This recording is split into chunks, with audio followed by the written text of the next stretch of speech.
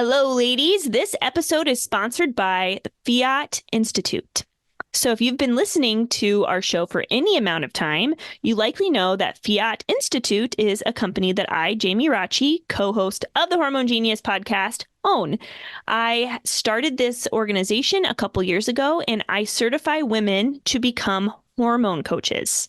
So it's likely that as you're listening to our episodes, you are feeling a deep conviction to serve the women in your world. But you may think to yourself, wait, I can't. I haven't gone to med school. I'm not a nurse. I don't have an advanced degree in a healthcare arena. Well, I have some good news for you, ladies, because I created this program for you. I created this program for the woman who wants to start a hormone coaching business and make a change in this world. So if you are looking to make an impact while making an income, again, be sure to visit my website, www.fiatinstitute.com. You can also find me on Instagram at Fiat Institute. Fiat Institute is where hormones meet humor and heart. I hope to be in touch with you soon and enjoy our episode. I do want women to know that there is an alternative to suppressing their bodies with hormones, that they can see their body as a good and they can live in that body holistically. Totally. Oh my gosh. It's amazing. Join co-hosts Jamie Rocci and Teresa Kenny as they educate women about the beauty of the feminine design and empower women to take charge of their health. They're going to be so amazing. You're going to be so empowered by understanding your feminine genius and your hormone genius. I don't think I could live my whole life knowing this and not sharing it with anyone.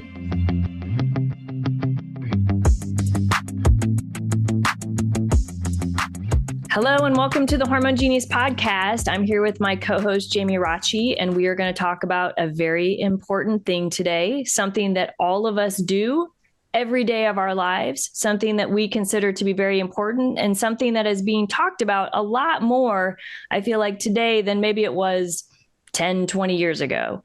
And that is sleep. We are going to talk about the importance of sleep and how you can get better sleep to get better health. And Jamie's going to kind of take the lead on this one, but just to kind of get us started, I want to just give some statistics on sleep and why it's important for us to discuss this. But according to the CDC, 70 million Americans have chronic sleep problems. That's a lot of people. 1 in 3 U.S. adults regularly do not get enough sleep, according to the CDC. And insufficient sleep is experienced by 30% of the general population over the age of 18. So needless to say that sleep is something that we are not getting enough of. And that is something that we should change, because sleep is something that I love. I know if I get a good night's sleep, I wake up and I feel like, okay, this is going to be a good day. But if I don't get enough sleep and I wake up feeling groggy and kind of brain foggy, I am definitely not on my best game. So Jamie, what are your thoughts on sleep? Mm-hmm. Yeah, sleep is something that I've had a love-hate relationship with, honestly, Teresa. And it's what the time in which I have had difficulty sleeping was the time that I probably learned the most about how important sleep is for our immune system, for our hormones, and everything in between. So I am very passionate about sleep. And because of my own suffering, and I'm going to say suffering because it's true, again, I'm very, like I said, passionate about this. So ladies, if you're listening and you struggle with sleep, my hope and prayer is to provide comfort to you, because there's nothing as scary. I mean, there are scary things in this life, but it's a scary thing to know that every day you wake up, hopefully, and then you need to sleep. And if you have a bad relationship with sleep, this is something that doesn't escape us. You know, it's not like, oh, I dread going to my, family event every summer. I dread that. It's a once a year thing. No, if you dread something that happens every day, that can become mentally and emotionally and spiritually exhausting. And so for me, again, I've become very passionate about sleep.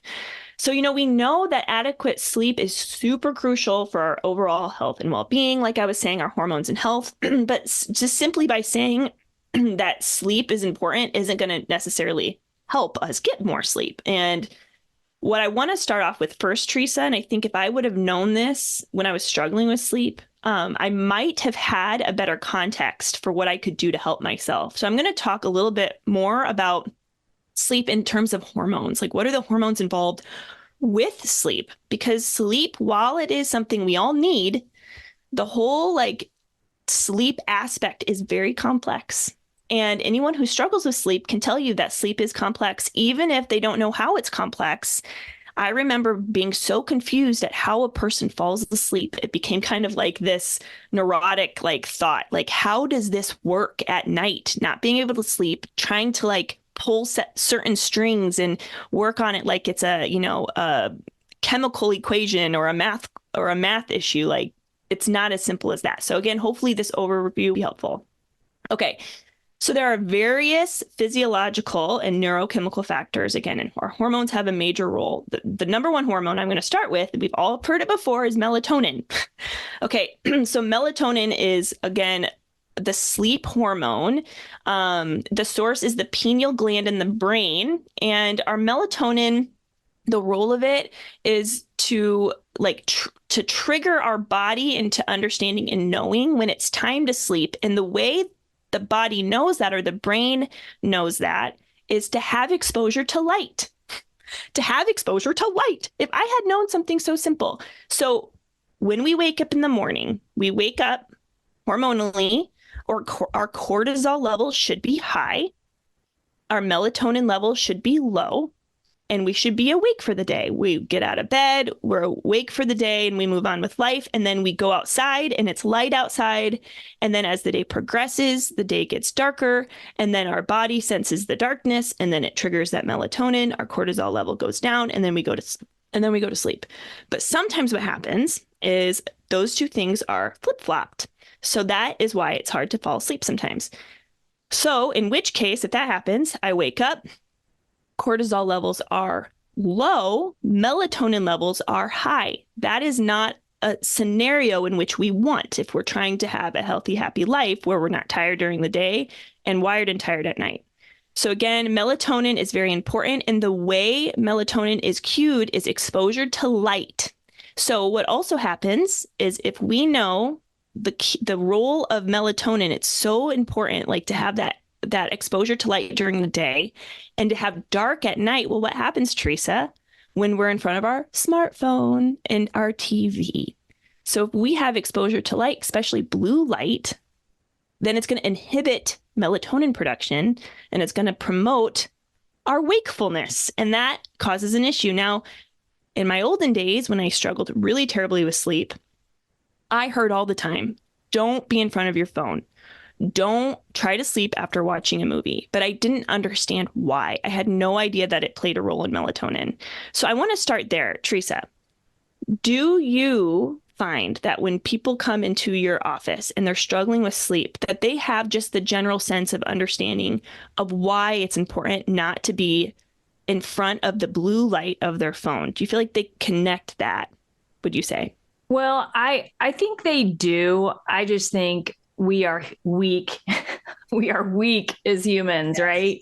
Totally. I mean, I think it's kind of logical. And I was listening. So there's like this really famous guy that wrote a book on sleep. His name is Matthew Walker. And I was listening to him talk about this. And he's like, honestly, like study wise, they're not even sure really if it's the blue light. Like, I know this blue light thing is a thing, and I think it's important. Light in general makes sense. Right. Like if we're trying to get our body to like rest, we have to like let it know how to produce melatonin. So it's got to perceive darkness. But he said, basically he's like, not sure it's really the blue light. It may just be brain activation. Like you're stimulating your brain. You're saying like when you're scrolling through your phone, you're like, oh, like what's so-and-so doing? And oh my gosh, look at that. And, so is it just brain activation?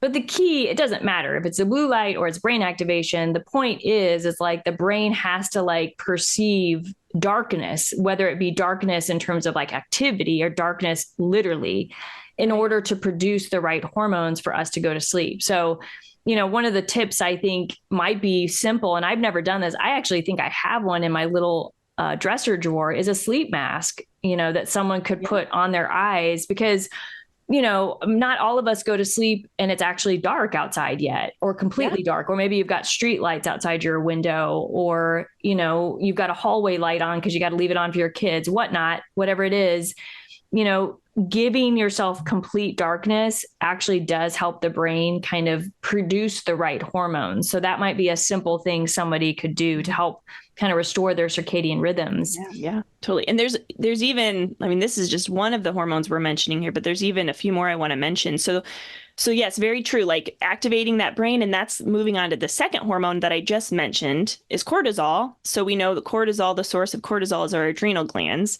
So just like Teresa, you're mentioning, of course, is it because of the light? Well, I think it is. Yes. The light that the screens or whatever else the street lights are producing, but also if we're increasing our stress, even if you're to run right before bed and your cortisol levels are high because you just sprinted, your last mile, let's just say, that's going to increase your cortisol. And so again, cortisol really needs to be low at night so that you can calm down.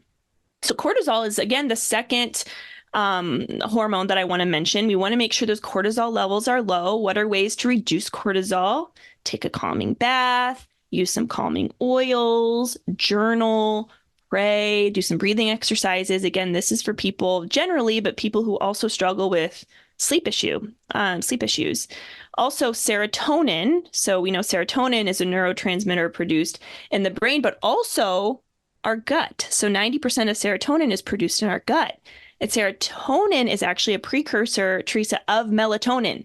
So if we do not have adequate amounts of serotonin, then that means that our melatonin is going to pay the price. So thinking about that, again, for me, when I was struggling with my sleep issues, I was getting sinus infections constantly. I was running to urgent care and I was getting an antibiotic probably once a month for months and months. And so my gut was destroyed. And I definitely didn't realize that what I was doing to my gut was probably also impacting my serotonin, therefore my melatonin and all of that. And for those of you listening, if you're like, I don't see the connection between an antibiotic and my sleep. Well, here's the deal. Our body, our hormone symphony, it all affects other hormones at play. If you are running to urgent care like I was, getting an antibiotic, it's just very important to educate yourself about antibiotics. Sometimes we need antibiotics to survive and live. And other times, like me, I was just running like I would run to the store for a Tylenol. I would just get it. I had no idea that I was impacting my gut so bad. So I could go on about it, but I'm not going to. The other hormone is our growth hormone. So the pituitary gland is the source of our growth hormone. And this is released in pulses during our deep sleep, especially during the first half of the night. So it plays a role in our physical growth, cell repair. And this is important too, because of course, like if you're working out hard or you need to heal from injury, or even your kids, it's why it's important for our kids to get good amounts of sleep, because we need that growth hormone. And then of course, last but not least, hormones involved with sleep, progesterone, one of our favorite hormones on the planet. So we know progesterone is produced in the ovaries and in the adrenal glands, actually. And it helps, again, with the feelings of calm. And it helps, again, maintain, it helps us with our sleep cycle. But we also know that if cortisol levels are high, it's going to override our progesterone. And when that happens, we all know it, ladies, before our period, we often struggle with sleep if our progesterone levels are low. But we need to ask, why is that happening? It may be because cortisol is high. So those are some of the hormones at play that I really want to dig into. And I now want to talk a little bit, unless you have anything else you want to share, Teresa, I want to talk about what different aspects of health that sleep affects. So before I move into that, do you have anything else you want to add? No, yeah, that'd be great. Yeah, I mean, one thing, I'll just start you off with the health aspects. I heard a study that was done where people got less than 6 hours of sleep and it increased car accidents by 30%. So there's just a direct impact. We think about one of the most dangerous things we do every day is drive a car. But if you got less than 6 hours of sleep, in some ways they say, and they were doing in this podcast I was listening to, they were talking about brain concentration levels, that alcohol it impacts our brain less in a sense than poor sleep. Like they showed people's ability to kind of do an activity where they have to like concentrate on something, and sleep deprivation was worse than them drinking 3 beers before they did it. So that just tells you, I mean, sleep deprivation can be really impactful, and you really got to think about, should I be doing this? Should I be driving a car if I only got 3 to 4 hours of sleep last night? I don't know. I don't think you should. You should really get a ride. It's true. So important. And even with that same thing as a transition, actually less than 6 hours of sleep makes us insulin resistant the whole next day. We learned about that earlier on an episode. I looked up to see if it was true, and it definitely is. So yes, insulin sensitivity, sleep definitely affects insulin and our cells' response to insulin. So, and of course, if we're struggling with sleep constantly, then we don't want to increase that risk of, metabolic disease, diabetes, all these things. But here's the other thing I want to say before I move on. One thing I hated, Teresa, I hated this with a fiery passion. I was so mad. When I was struggling with sleep and people were trying to help me, I wanted to punch them in the face, because they'd say, oh, you need sleep. Like, everyone needs sleep. Like, your body will sleep. It's important for you. And if you don't sleep, then all this stuff's going to happen. It's going to be terrible. You're going to die earlier. You're going to, all these things. And I'm like, oh, but thank you for telling me, but what do I do about it? I felt trapped. And so I want to tell you, ladies, like, at the end of this episode, I'm going to provide some hope for you.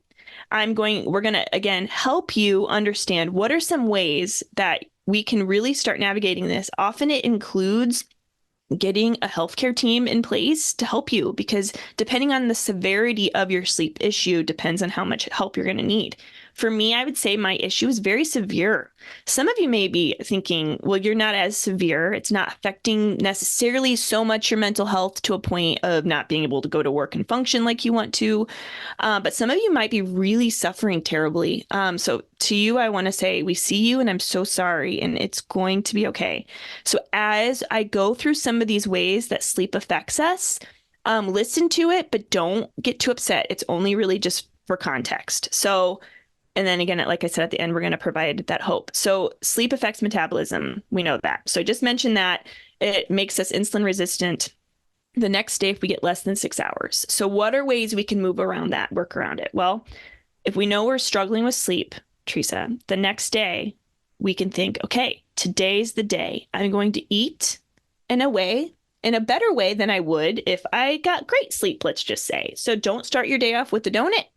Don't start your day off with a sugary cereal. If we know that we're insulin resistant that next day, we're going to start our meal off maybe with some scrambled eggs and some high protein and high fat and fiber. That's what we're going to do. We're going to keep our sugars low. We're going to help our body kind of just restore its health so that we're not also adding fuel to the fire and getting frustrated with even weight management, which often also affects that. So sleep, of course, also affects productivity. We know that it affects memory, mental health, and that makes sense because, of course, we can't remember things well if we're not sleeping. Of course, that growth hormone, like I was mentioning before, that trips into gear the first half of the night, it's helping like repair. And we're also like remembering the things from that day. But if we're not sleeping well and we're not like adequately storing those memories, then we're also going to have a very difficult time recalling some of the things that maybe have been happening in the last few days. Also in terms of the physical recovery and the growth hormones, like muscle repair, in terms of like if we're sick, and we all know this happens all the time, Teresa, like where we feel like garbage, and then like you said, we have a really great night's sleep and then we feel better. Or we had pain, somehow miraculously we slept and then it went away. So that just happens when we sleep well. There's literal physical recovery. There is muscle repair. And I think that is just incredible. It is important to aim for 7 to 9 hours of sleep per night to reap the full benefits of restorative rest. So if we want to make sure that we have that physical recovery, if we want to make sure that our memory is strong and that our hormones are balanced and that we're productive and we have strong metabolism and mental health and such and what, really those 7 to 9 hours of sleep per night of deep sleep is what we need for that restoration. And that is actually a fact found in the medical journal called Sleep, Teresa. It's just called Sleep. That's Jamie, that's what it's called. I have this in my office. I have a little thing that shows by age how much sleep we should get, and I'm amazed at how many people are interested in looking at it. And they're like, oh, is this for real? Like I really should get, because it says for an adult, 7 to 9 hours. And they always look at me like, oh, crap, like I don't really get that. And so I do think people underestimate. I think there's people out there, you probably are one of them listening, that says, oh, well, I only need 6 hours. Right. I do fine if I do 5.5 hours of sleep, get up at 5 a.m., work out every day. But the reality is it's just not true. Like there's just a certain amount of like repair that every human body needs. And this has been well studied. And so you're saying that eventually probably the ball's going to drop somewhere. And even though you think you might be able to do with less sleep, you really can't. And I think the most important thing, Jamie, out of all of this that I can see is it really comes down to routine. Yeah. So many things in our lives really come down to what we can maintain as habit and routine. And I think if we can put a good sleep hygiene routine in place that, again, still there's a little bit of the 80-20 rule always, or 90-10 rule. There's going to be days we just don't do this. But if in general that sleep hygiene routine is in place, then overall you should probably be getting high quality sleep if you don't have a medical issue and you don't have something major going on. Totally. Yeah. And our brain is a powerful organ. I mean, there's this book I read. It's so good. I reference it all the time. I need to read it again. It's called Spark. I can't remember who the author is. Spark. And it's basically this whole idea of like, if you set your mind to it sort of idea. So there was this experiment where there was a cup of, or there was a bucket of, I think it was really, really, really cold water, really icy water. The participant had a blindfold over their eyes, and the scientist or the researcher was like, okay, this bucket of water is like just room temperature. It's just room temperature. She just kept telling you it's just room temperature, but it was freezing or something. Or maybe it was actually room temperature and she was told it was so cold. She like got a frostbite from room temperature water because the brain thought that was the case. So that's the thing I want to say too.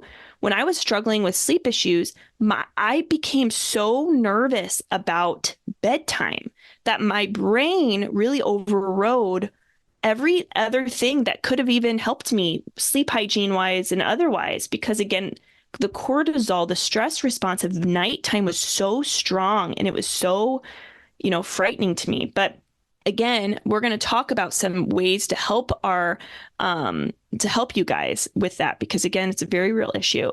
I also want to mention another book that actually I don't love. I hate, Teresa. It's called Miracle Morning. And I love Miracle Morning in many ways, but I hate it for this one reason. The Miracle Morning book that I read, and I'm so sorry if you guys love it. And again, I like it in some ways. It's about like waking up and having a routine, but it never talks about the importance of getting an adequate amount of sleep.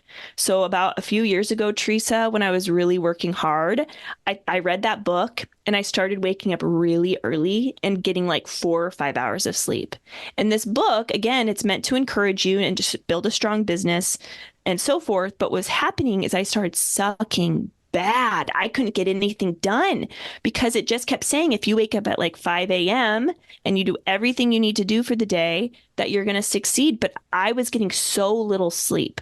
So again, I want to say, if you're like a person who is working and you have all this stuff to do, always prioritize sleep, because you can only be productive if you get enough sleep. And I just want to say that. That's funny, Jamie, that book, Miracle Morning, that guy has a podcast now. And Dan and my husband were just on a trip and we listened to that podcast. Is it good? Did you like it? Yeah, it's really good. It Oh, was really good. I didn't think I'd be interested. My husband's into that kind of stuff, but that is funny because I had never heard that in my life. And then all of a sudden I just wow. listened to it and you referenced that book. That's What is the hilarious. chances? What are the But chances? okay, so Jamie, let's talk about like again the practical solutions for people Yeah. who maybe are struggling with falling asleep and staying asleep. What are the things that we can do? I know one question a lot of my patients ask is like, should I take melatonin? Oh, sure. Again, the most obvious thing, melatonin is the hormone that helps you sleep. Should I take melatonin? I'm a fan of melatonin. Now, studies wise, I mean, there's not like a really hard hit amount of studies that say it does a miracle job of helping people sleep, but there is. I mean, it definitely anecdotally, and also there is evidence to show that melatonin helps, but you don't really need that much of it for most people. And it definitely helps more with just falling asleep, not with staying asleep. So if you're struggling with falling asleep, I think melatonin is a great option. And I've used it myself. I've used it for my children. I definitely think it can make a difference. And usually you don't need more than 5 milligrams before, 30 to 40 minutes before you go to bed.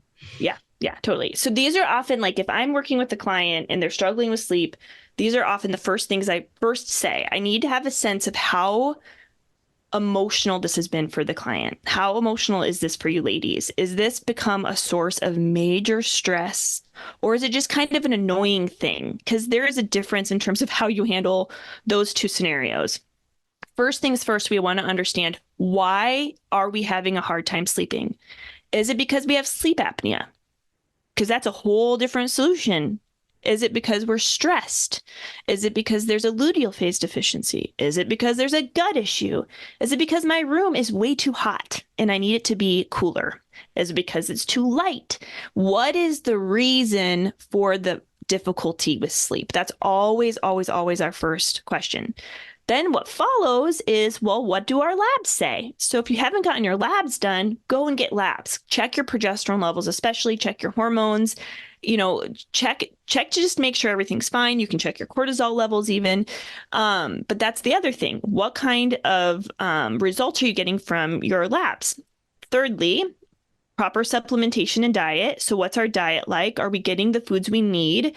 Are we amping up our blood sugar right before we go to bed? Do we eat a bunch of sugar before we go to bed? Are we working out really hard before we go to bed?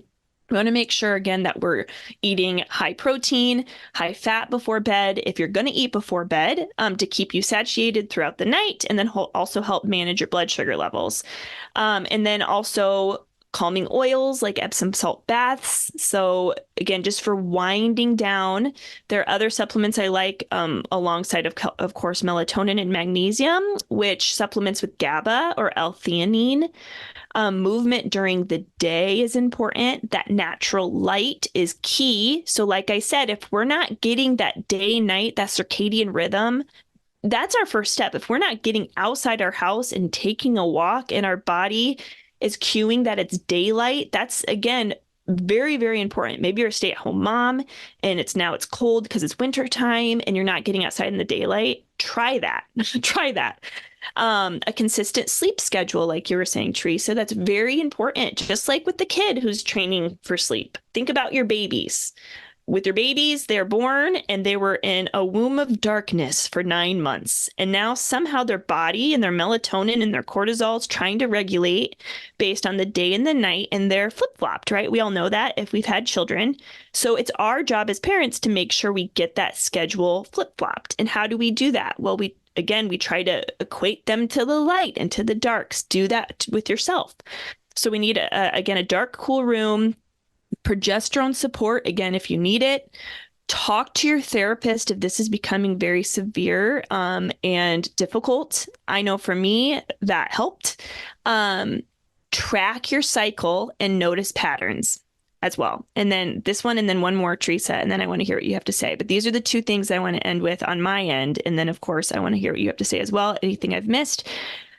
Okay, so if we're going to try to figure out what's the cause of our sleep issue, helping us understand that will be important by just using our cycle as a vital sign of health. So chart your cycle. Like, are you struggling with sleep every day? Are you struggling with sleep after ovulation? Are you struggling with sleep during your period? Maybe it's during your period and your flow is just so heavy. So you have a hard time, or maybe there's just menstrual discomfort. So there's lots of reasons, again, like I said, that we could be struggling with sleep. But by using your cycle as a vital sign of health, as a symptoms tracker, we can start to see a pattern of when these sleep issues may be taking place. And then lastly, again, and Teresa, I want to hear your thoughts. Don't panic. I know for me, I would begin to panic, and it was, like I said, scary. And the thing that I had to do is just I had to tell myself, and I'm like closing my eyes in like this very calming way, right? Even now, you guys don't see me, but that's what I'm doing. I'm closing my eyes and I'm literally saying, everything's going to be okay. Everything's going to be okay. It doesn't feel like that, but everything is going to be okay. And you know what, ladies, there is help for you. So again, for those of you who are struggling terribly, please try some of these things we're sharing. Please make sure you're working with a counselor or a doctor. For those of you where this is just a minor annoyance and maybe you've always struggled with sleep, again, I hope that these things are still very helpful for you. Okay, Teresa, what are some things from a medical professional aspect that you want to bring into kind of how we're ending here? Yeah, no, I think, making sure that you get, to see a physician and make sure there's no underlying cause for your sleep issue. There are sleep studies. There are home sleep studies. We often order those for patients. I've ordered them for even young people when they feel like they're having some sort of a sleep issue. But really getting to the root, like you said, Jamie, is a good idea. I think a good just outside resource is Andrew Huberman is a podcaster who has the Huberman Sleep Toolkit. It's free. It's online. It's called Andrew Huberman's Sleep Toolkit. It just has pointers on that sleep hygiene routine. Some of those you already mentioned, Jamie, but that's an easy one you can reference. And then he has some supplements that he takes before bed. And these are very safe research supplements that I think anybody could try. L-theanine is one. And I often use L-theanine 200 milligrams at night for my patients as well. The magnesium glycinate is a really good one as well. So 400 milligrams of mag glycinate at bedtime is a really good, helpful sleep thing. Just a couple of fun things. If you sleep with someone, like Jamie and I both sleep with our husbands. So this was just something my husband and I were laughing about because this is a new thing we are doing. We have our own comforters, our own duvets, as they say in England. And he was listening to a podcast where they were talking about this, that actually you might get better sleep if you don't have to share your blankie. So just something to think about. Get your own blanket. And Dan and I have been doing this now, and we are both very happy having our own blankets. So there's something that might be easy that you can do to go to sleep. But yeah, I mean, there are lots of things that I think, again, it's about the hygiene thing. And Jamie, for Christmas, this is my Christmas present to myself. I got an Oura ring. So you can see, yeah. So I have an Oura ring now. I've only been wearing it for, I don't know, like a few weeks. So I can't tell you everything, but I'm excited to see what it does with my cycle tracking. And it's also been giving me a sleep score every night. And so it tells me exactly, how many hours I'm in bed, how many hours of that I'm sleeping. And, I'm a pretty good sleeper, so I'm overall pleased with it, but I'm really hoping to kind of like find the nuances about, my sleep cycle and how I can improve things and use this as a motivational tool. So that's my newest kind of sleep tool is an Oura ring. And like I said, maybe we'll kind of later on do a podcast and dig into some insights on that. Oh, I would love that. Teresa, I've been eyeing those. I can do an interview with you maybe later on after you've been using it for a few months. That'd be fun. Yeah. That'd be fun. Cool. Yeah. Well, this was great, Jamie. Lots of great information on sleep. And we will put some information hopefully in the show notes that you can, look into deeper. But if you're struggling with sleep, please see a doctor. There's always more help. And you want to make sure you're getting sleep because it is so important to your overall health and longevity. All right. Thanks, Teresa. Thanks for listening to the Hormone Genius Podcast. Please remember to share our podcast with your friends and family, and also follow us on social media. If you were not aware, we have a YouTube channel. So if you could like and subscribe to our YouTube channel to stay in the loop with all of our latest episodes, we would appreciate that. Thank you so much for your support. We are excited to journey alongside you as you discover the beauty and the genius of your hormones.